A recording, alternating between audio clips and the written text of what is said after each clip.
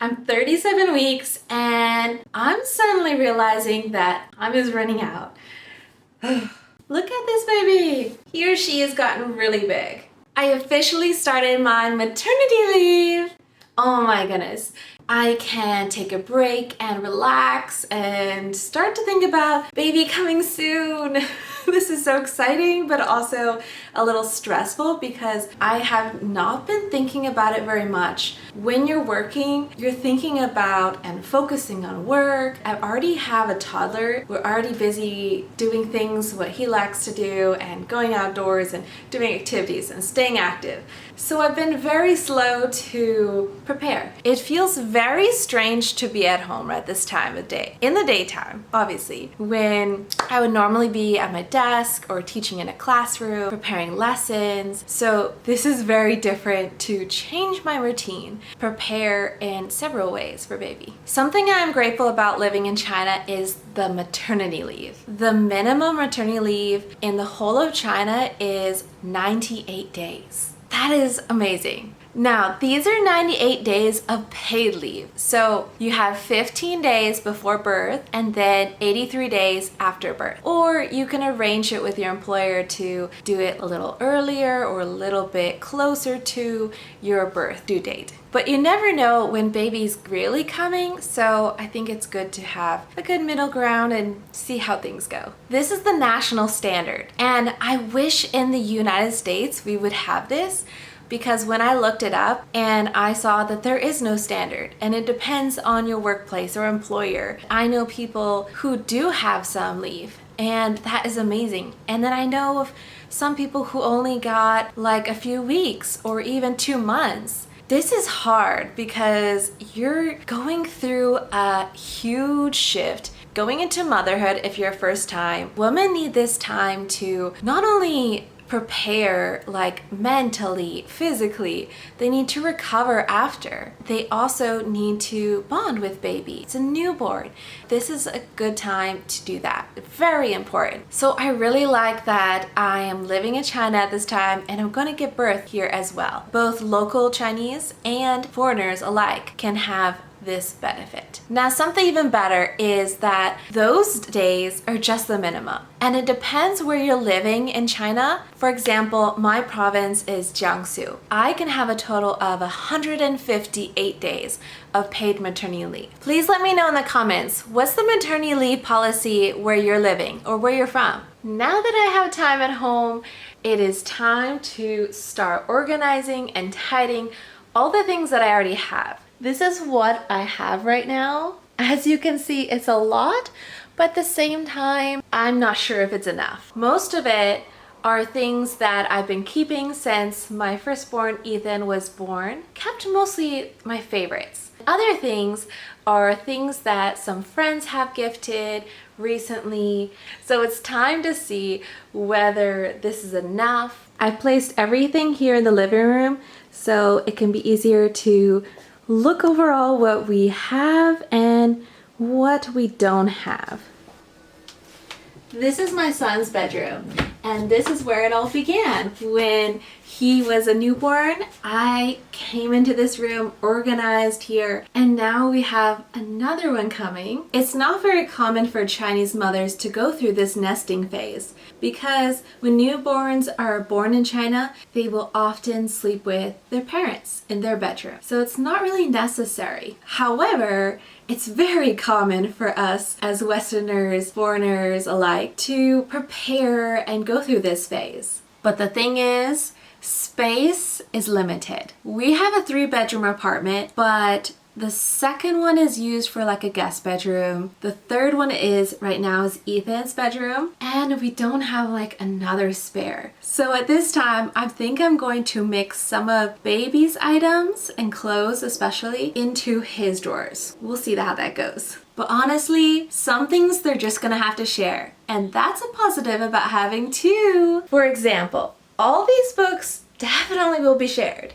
Here's the plan. To sort all of this out, clothes and some other items like toys and such, mostly the clothes. I'm gonna sort them into 3 groups. First, can be used in the first 3 months. Second, usable, but only if using the AC or they're wearing it at night. Third, unusable because of heavy winter clothing or too many stains or just not suitable for this time. Here's Ethan's newborn clothes. Let's have a look how much could be reused. Taking in consideration that we don't know if it's a girl or boy baby. So I have white, gray, blue, green.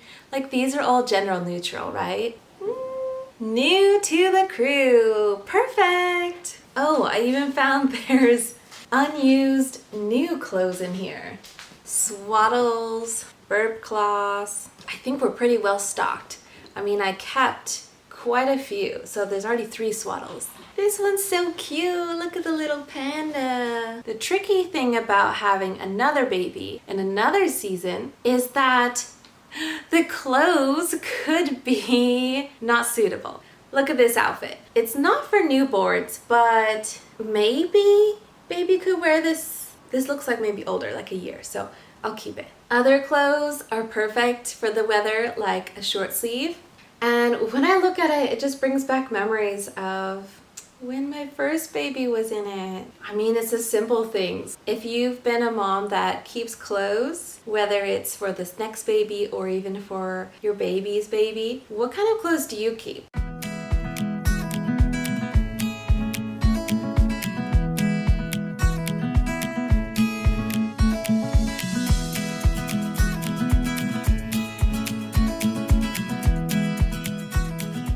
I have a whole bag of clothes that a friend gifted of used items, looks like mostly clothes, from her little girl. Look at that. Cute. We have pink. If it's a girl, we will be using, of course. Some of these aren't suitable for a baby boy, but that's okay. I really want to give away some clothes that are pink if our baby turns out to be a boy, and if it turns out to be a girl, we'll still give away clothes as well.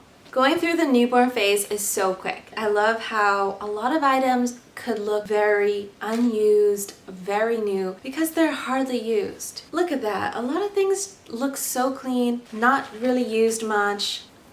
Look how cute that is. They're so small. Having a 2-year-old, baby's gonna look very tiny compared. So I'm gonna hand these off to my husband to wash, and we will keep all these newborn sizes. Just in case, whether girl or boy, we are prepared. I love the rabbits, but this one's a little bit too thick. I was just preparing to buy some of these sleeping sacks, so this is a surprise to see. This is one of the items that my friend gave, and this one's green, so it's a little more gender neutral and perfect. These are all Ethan's clothes that he has used maybe in the last year. So we're also organizing his clothes. We can just clean out, see what's needed and what's not needed, what we want to keep for second baby. But they do have a gap of 2.5 years, so we want to make sure we keep our favorites. How about this lion?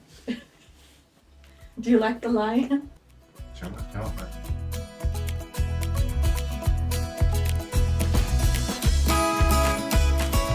This one is 12 months. Sometimes I don't even recognize that this is how big they are.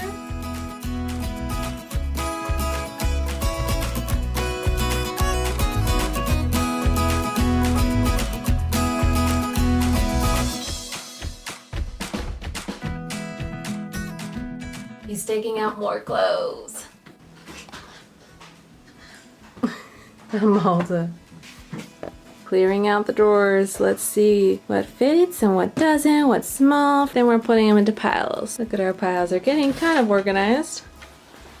There are a few things that I still need prepared before baby arrives, especially since this time around, I have a better idea of what we'll actually use. One thing that's different about second time around, you try to be more practical about what you buy. I already have a lot of things that I can reuse from first baby, though there are a few things that I still want to get that look cute and might want for pictures. Once you've had one baby, you kind of get more of a gist of what suits you as a mom. Since my mom is coming from the US to China very soon, about a week before baby's due date, I have been pre-ordering some items from Amazon that she can bring in her suitcase along with her. So these are items that are hard to find in China. They could be some specialty items, but honestly, so many things I am able to find here. Normal onesies to some international brand names like Aveeno products. But there are some things that differ in price. I have been buying a couple items that I see maybe are cheaper in the US. I'm very excited. Some of these items include nursing covers, which there are a good variety of them in the US by color or kind and material, but I don't see a lot of them here. I've searched on Taobao and online,